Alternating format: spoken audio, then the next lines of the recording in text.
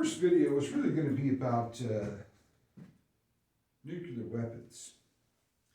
And I've always...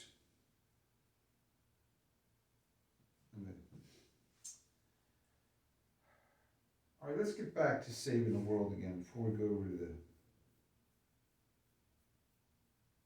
Chapter 1 was supposed to be about visualizing mankind, us doing a protest against nuclear weapons in St. Petersburg. This video is about the 4 dumbest possible ideas in American existence, basically international though. So we could get, and each idea is dumber than the next. But the last one is true. Right, so I'm going to start out with 4 concepts. And as I'm walking you through these concepts, I want you to really imagine, really put yourself there. Imagine you are a volunteer. You willingly come down to the St. Petersburg waterfront, North Shore Park, and you're going to participate. And it's for the common good. Now, I've already told you 4 ideas. The last one is spectacular. Absolutely. But that one is true, right? So number 1, we're going to get, what do we got? There's around 300 million Americans, maybe 330 now, or population of America, North America. So we'll need 1 representative for each million. So we'll get 300 people, go down to the park, and we will get 300 guns, handguns, and we're going to make a little cheap, we'll order it on Alibaba or something, sound detector that can pull the trigger when there's a bang, a loud noise, right? And remember, visualize it. So we all show up, we sign in or something, and you sign a living will or something in case of an accident. And then we're going to take these loaded guns. Most of the time we'll have the safety on, but when we're ready, we're going to get in a big circle, and we're going to put it, towards the side or the back of the next person in the circle. And we're all going to be like this. And then we're going to turn the safety off, and we're going to, sit there for an hour. And if anybody pulls the trigger on their gun, the sound sensor fires all the rest of the guns, right? So it's a suicide machine, right? Kills all 300 people instantly. So what we'll do, and if a car drives by and backfires or something, what are you going to do? So that could happen too, but you got to take chances sometimes. So we have our 300 volunteers. They're all in position. What we could do is probably want to do it kind of on an ongoing basis. So we should probably, when you get too tired, somebody will tap you out and we'll take turns doing this. We'll probably do this for, 50, 60 years if we want. So we'll do that. And then the next idea to really bring this point home, because this is not about adults per se. All the children of the world are, they all get wiped out if there's a war. So we'll have another ring of little kids, but we got to get them all about the same height. So the gun, and also maybe use lighter weight guns, 22s or something, because they might not be able to hold their arm up as long. And we'll have them in a little smaller circle on the inside. And we'll set them up the exact same way, right? So we'll have the kids in their little inner circle with their guns. All right, so, you're there, your kids, little Johnny or whoever, right? He's in the little circle. I guess police are surrounding the area, but I don't know if there's anything illegal about what we're doing.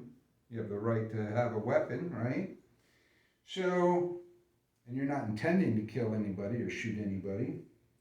There's probably an infraction in pointing the gun voluntarily. I don't know. So we'll do that, and then we're going to be like, all right, so there was 4.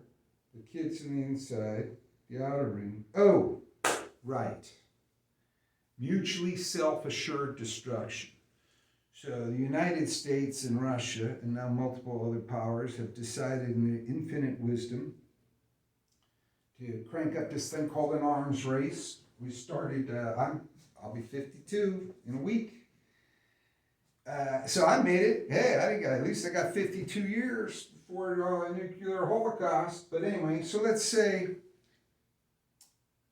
that,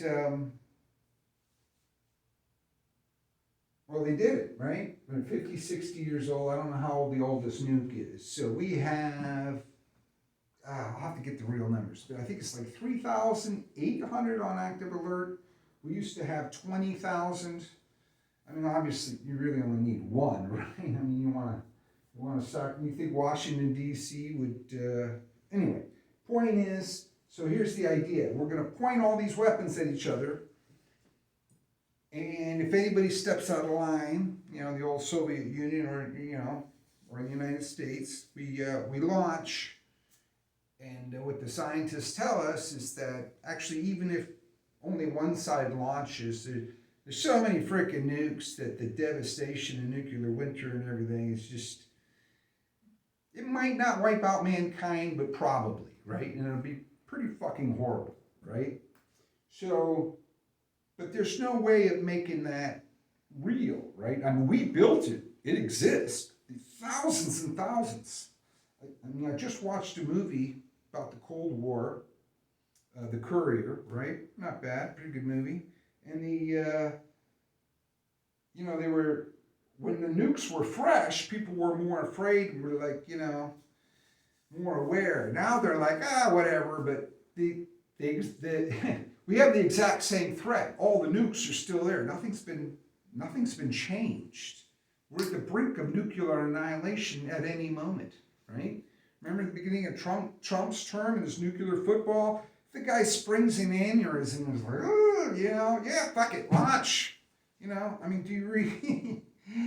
Okay, back to our example. So we're on number 3. This idea of mutually self-assured destruction is completely fucking idiotic.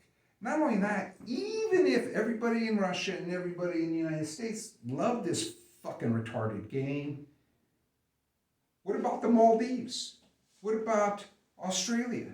What about, why should all these, what about the entire continent of Africa? Why should those people suffer for our idiocy, right? Now, what is the 4th dumbest thing? Now, dumber than standing in a circle. Remember, if our circle goes off, somebody pulls one trigger, all 300 people die instantly, and all the kids inside, the 300 kids, that's 600 people. 600 St. Petersburg residents wiped out like that. And what is that compared to nuclear war? Absolutely fucking nothing. Not even a drop in the bucket. It'll have to be a drop in the monster water tank. So, the 4th absolutely dumbest motherfucking thing you could possibly do is, after 60 years of polishing this war machine, the suicide switch, we're going to upgrade the motherfucker. We're going to spend over $1 trillion, and we got to bring them all up to 2020 specs, right? We are going to upgrade the fucking universal suicide machine. And it's going to cost you, right? Now, don't worry about the pandemic. Don't worry about medical research. Don't worry about poor people. Don't worry about the guy I saw on the street, sleeping on the sidewalk, his stomach bandaged up, probably just released from the hospital. I mean, don't worry about him, because we've got a suicide fucking machine that we have to do some upgrades to. All right? So, the next thing I'm going to get into is, what does it cost? Right now, roughly it is 10% of the tax. So when you send Uncle Sam $1, 10 cents of that dollar goes to the suicide machine, right? So if you are like most workers and you work $2,000 a year, let's say your pay sucks, so you get $10 an hour, you're making $20,000 a year, and 10% of that goes to, 10% of your taxes goes to the nuclear weapons, 10%. So let's say you pay, what do you pay when you make 20 grand? 4 grand maybe?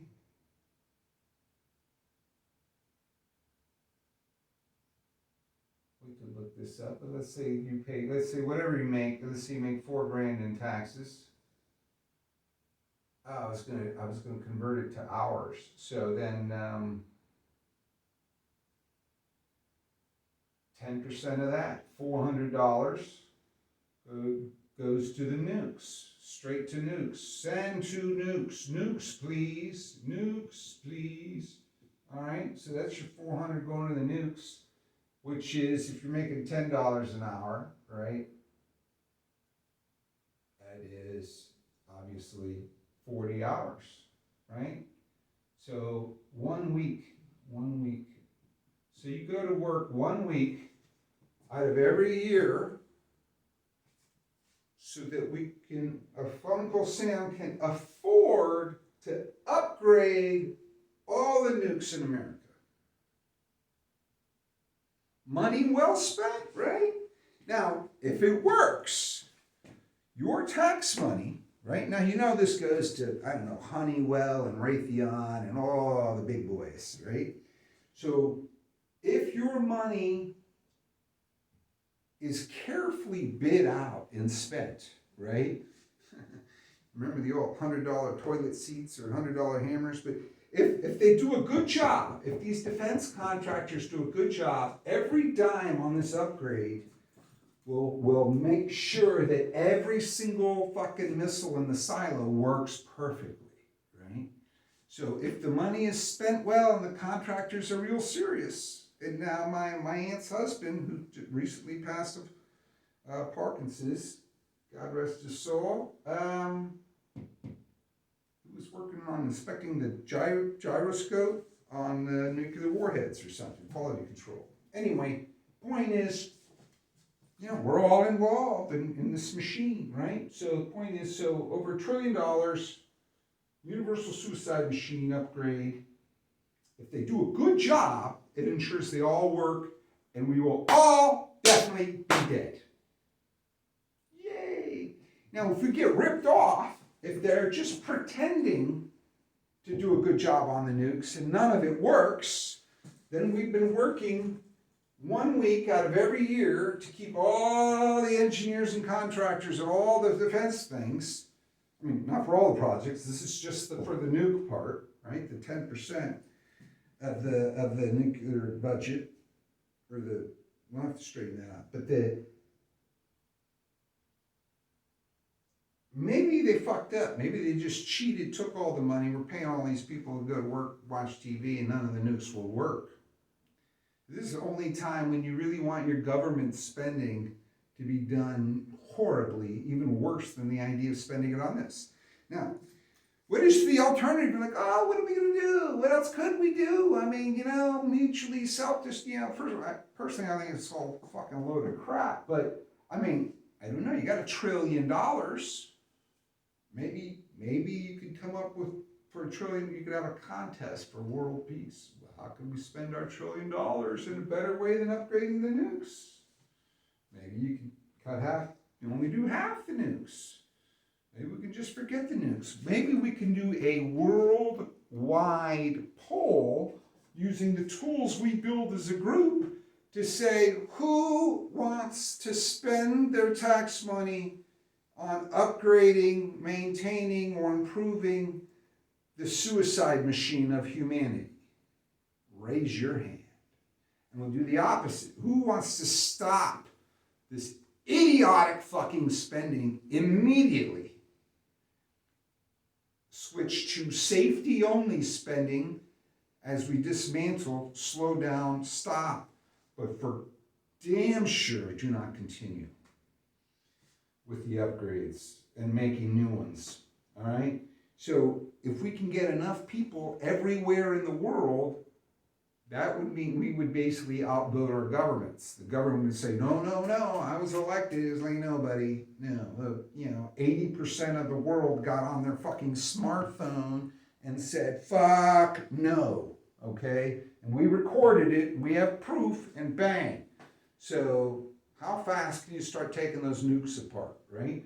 I mean, it's a gazillion jobs in taking that infrastructure apart. Really, all you need is like ones, you don't need any nukes. It's stupid. But if we do keep some for a while, just a couple of submarines or some retarded shit. Anyway, that's my nuclear weapons talk. I really thought the visualization thing, I don't know if here's the moral question. It is so outrageously stupid, but we could do it. We could be like, I don't think I would do the sound sensor. We could probably get a few people killed just by accident with 300 amateurs going down there and pointing guns at each other. But, I mean, it's if you really, it's so horrible, right? And look at these mass murders, and you think, oh, those poor people, and how horrible that is. And then, but, it used to be like once a week we drop a bomb on a wedding. We're still bombing the shit out of Afghanistan. Iraq is still a total, we killed like 1 million people. We killed or caused to die 1 million people. That's after our foreign policy supported Saddam Hussein from like cradle to grave, for fuck's sake. I mean, so here's my point. The overall super point is human insanity knows no bounds. So if you do not believe that they're going to run the ship down the river right over the waterfall, that nobody will go up to the captain, tap him on the shoulder and say, Captain, turn the boat around, full gas. There's a waterfall coming up and we're all going to die. And that's what I'm trying to do. Let's turn that fucking boat around and go the other direction. Now, you can't tell a billionaire to not fly his jet, right, at this point. But you don't have to help the billionaire fuel the fucking jet, right? Now, of course, if you work for him as part of the maintenance, you need a job, which is fine. But if we can grow our economy so efficiently, because it's 100% built on from the ground up, computerized, all digital, all online, all of our customers are also owners, and we have this, I call it a hyper-capitalistic representative democracy, right? Because anybody with a good idea instantly has all the capital they need, and instantly has at least 3,000, if not 1 million or 1 billion members. So we can build whatever we want for our own community, and we can set up a new set of rules to make it fair, so that nobody ever gets a percentage, so that nobody can ever get infinitely richer, right? But you can still be proud of yourself. You can still do amazing things. You can still contribute to the world. There's no,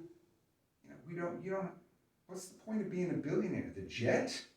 All the money sits in the bank. What are you going to do? Buy a bottle of wine that's $10 million and drink it instead of $10? You think you can tell the fucking difference? No, it's only about expressing power, right? So look at, just be one of the 3,000. Help me build this thing, and we'll go from there. All right. So one more recap. I guess I like live meetings in person, and I'm in St. Pete. And Wikipedia was founded just down the street, and this town is amazing, and we can do amazing things. I think we should meet here, probably in this conference room. We got enough room for, 8 people. And then anybody who wants to say, hey man, I'll take a piece of this, I'll work on it. I'll get the accounting done, or I'll get the software done, or I'll get the documentation written up, or whatever. Whatever it is, you just track your hours and your time, and when this thing is worth a fortune, we'll just pay you back 10x on whatever you worked on. So let's say you should have made $10 an hour, you'd be working for $100 an hour. I don't know. We'll document that. That's the other part. Well, we need the lawyers, because I can't offer a legally binding oral contract without thinking through all the details. So we have to make we have to set it up and make it work. If you want to be part of that, come find me. Thank you.